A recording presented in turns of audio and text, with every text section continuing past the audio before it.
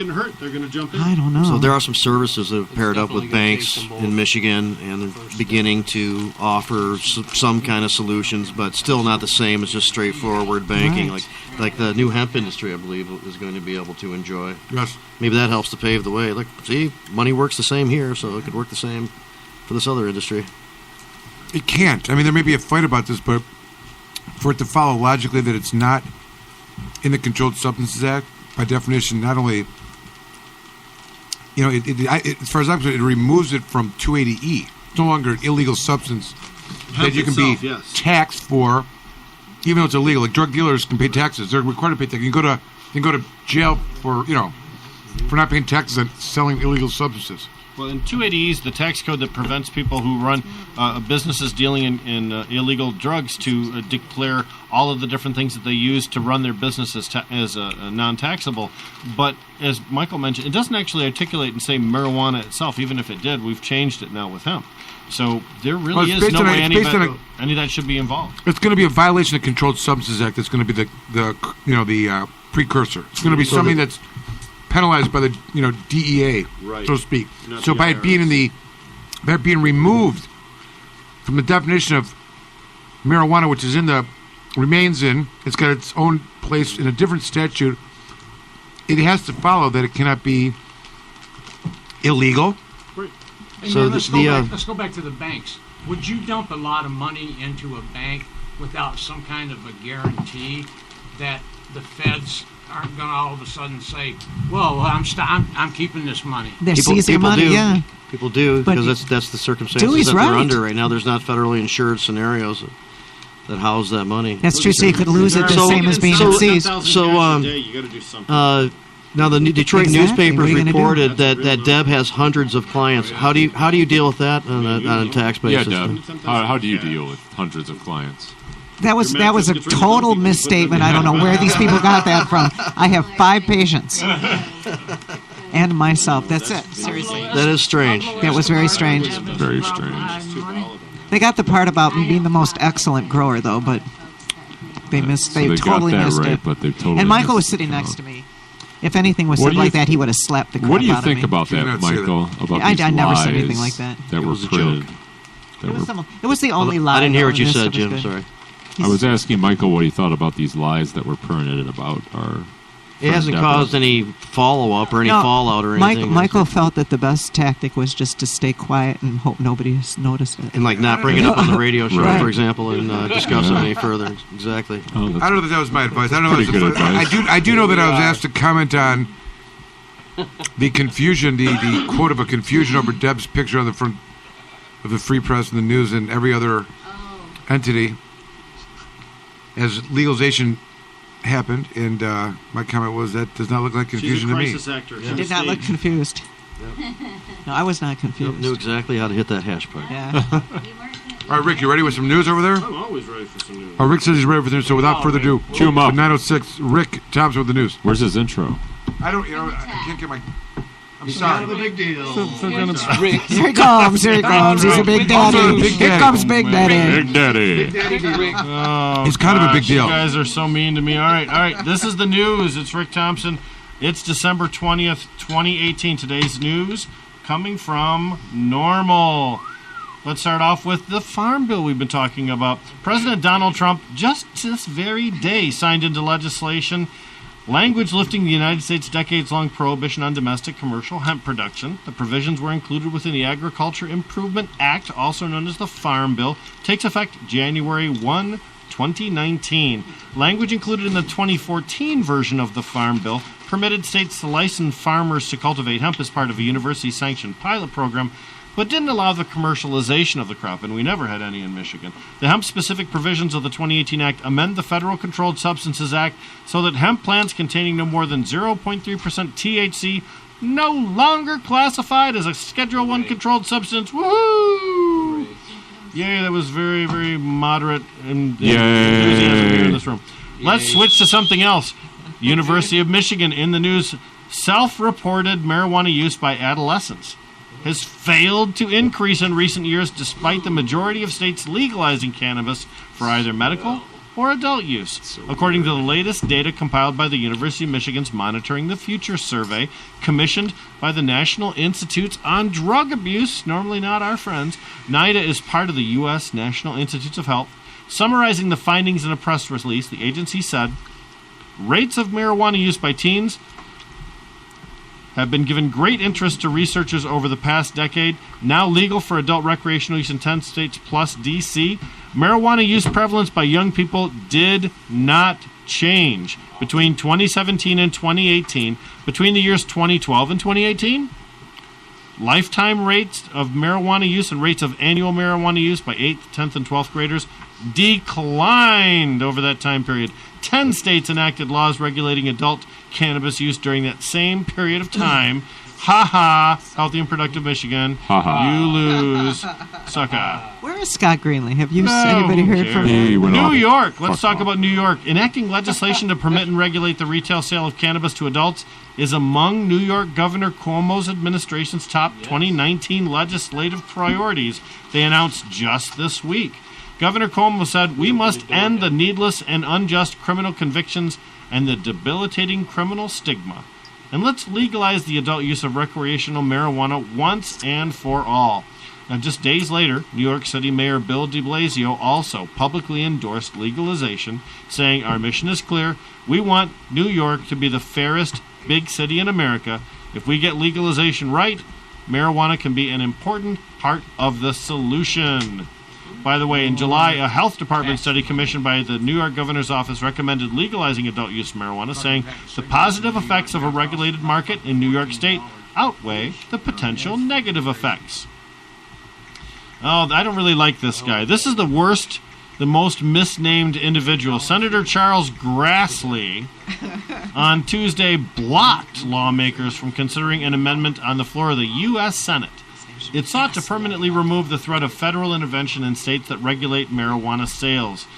The amendment was offered by Cory Gardner, largely identical to Senate Bill 3032, the States Act. Now, that would create an exemption under the federal law for jurisdictions that legally regulate marijuana production and retail sales.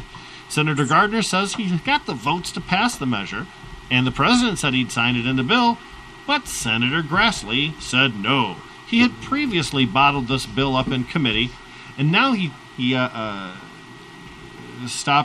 called the amendment a backdoor to legalization, said that the intent was inappropriate to consider in the context of a criminal justice reform bill. Let's talk about some medical news real quick.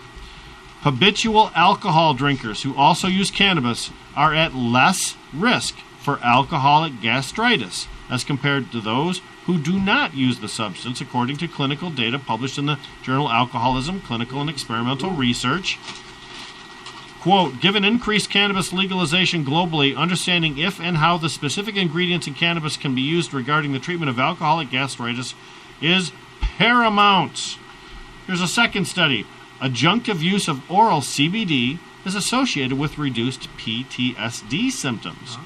The use of CBD is associated with a reduction in PTSD symptoms in patients diagnosed with the disorder, according to data published in the Journal of Alternative and Complementary Medicine. Researchers from the University of Colorado and elsewhere assessed the impact of adjunctive use of oral CBD over an 8-week period. Oral CBD. The administration of oral CBD in addition to routine psychiatric care was associated with PTSD symptom reduction in adults with PTSD. Another one, CBD administration is associated with remission of schizophrenic syndromes, too. The adjunctive use of cannabidiol is associated with a remission in schizophrenic symptoms in a patient previously unresponsive to conventional treatment, according to a case study published in Australian and New Zealand Journal of Psychiatry.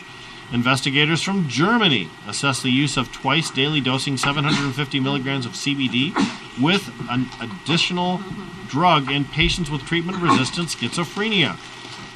Our case report contradicts the assumption that CBD is not likely to be superior to existing antipsychotics. In fact, CBD might be particularly suitable for those patients who are resistant to antipsychotics due to its different modes of action. There's a couple of other headlines I won't read the stories for, but the next border issue could be marijuana discrimination. The Pew industry puts out a study saying the hemp industry celebrates as the farm bill passes. Teen cannabis use continues to drop in legal states. Trump's attorney general pick no friend to marijuana law reform. The Brooklyn District Attorney's Office moves forward with marijuana expungement initiative details. And my personal favorite, marijuana tax dollars support anti-bullying program in Colorado. Love it. Folks, that's it for the news. I'm Rick Thompson, December 20th. Thank you for listening. For all of us here at Life News is Center good. 4, I'm Ron Burgundy. You stay classy, Run through it pretty San quick, Diego. didn't I? Who got that, Jim? That was you. Good job. Where to find it? There you go. Oh, you found it? I didn't Yeah, have you the found headphones it. on. That's what's here. I heard Magical. before you, it was magical. Excellent. Are we on air? No, we're not. Yeah, we are. Yes, we are. Oh, are we? Okay. Yes. What do you mean? Seriously. Wow, I hope I didn't do all that off air. That would be... No. lot of I'm fun, just but- having a bit of fun. I think it's been a pretty good show so far. We've had a Yeah. lot of guests here, a lot of movement. Come on, Jesse. the office. Jesse Riggs is here. We should give him some attention for a Yeah. moment, or as long as he needs. Yeah. You want some attention? No, You sure? Jesse, what? absolutely. Jesse has a radio show. what Jesse has a radio show. He does We do a union members radio union- show. union We're looking for a members. new home, as a matter of fact. What percentage of the Planet Green UAW would you say uses marijuana? The membership, I would say, I'm apt to say a large percentage. Like number-wise, is that like 3%? 20, Man, 30? it's tough to say because, I mean, I would probably say 45%. 45%. It's not more than half. It's not more Just than like half. the general Just- public. Yeah, it Is is. it Yeah, because- I is think it- that the general public is very representative of Is it- what but- it is. But if they didn't, is it because of concerns of testing and penalties associated with that? No, most of them have kind of found their way around it. Okay. Or Yeah, through it. you just have to pass Well, so like one of the- initially, and as long as you're not suspicious, you're fine. They're, not Right. going to bother So, you. so one of the things Don't we get hear hurt all on the the time job or talking about, anything. like legalization just coming in, is this image that suddenly we're all permeated with cannabis all over the place, and everybody starts Right, that smoking. all these people are And so gonna now start what's going to now happen at work using when they show up at marijuana? work? Well, the reality is there's not going to be much change in that. And the people have been having to navigate Right. around it, like you're describing, are going to continue to do that now. Absolutely. No, they'll actually show up for work because And they then, but won't have maybe, been but arrested maybe the night before. the unions and others evolve on the thought process a little bit and quit worrying about cannabis as Right, much of an right. issue. And it seems like you know. that's starting to happen. I mean, we've got the UFCW that's organizing out west and out east, and I back to the union membership. I think the union membership, the people that are in the unions, the members themselves are going to make the big push to make the institutions make the giant jump over towards support. And then, I mean, there's all kinds. I'm really hoping for that day because there's all kinds of political power and clout that I think that the two worlds combined are going to have. And I think that a lot of the problems that we were discussing in the market regulating itself and correcting itself, I think we're going to be on the pro side, the beneficial side, if we merge and start using our political power together. Moving forward, and I think that having that's going to help us develop some nice policies. Let me ask you this. Is the leadership of the UAW in line with its members on this issue? I will say that the institution is not in line. The UAW specifically, the institution is not. They are standing firm that until it is federally either rescheduled or declassified, that they really don't want to take a stance on it. Pat Miles supporters. Yeah. Yeah, it's interesting because even though, I mean, the only reason that I could think of that would be because they believe it's politically the right thing to do.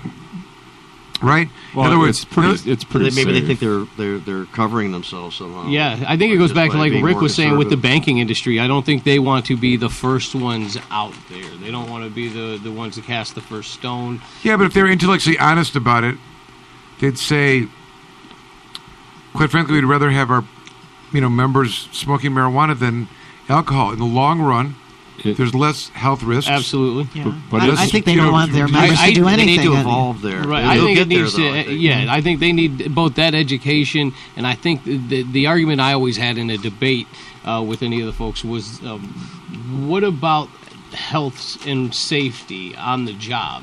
And I always told them, it goes back to what you said, Jamie. The people who have been doing it are doing it. They've been doing it. We're not looking at an influx of new members that are going to create.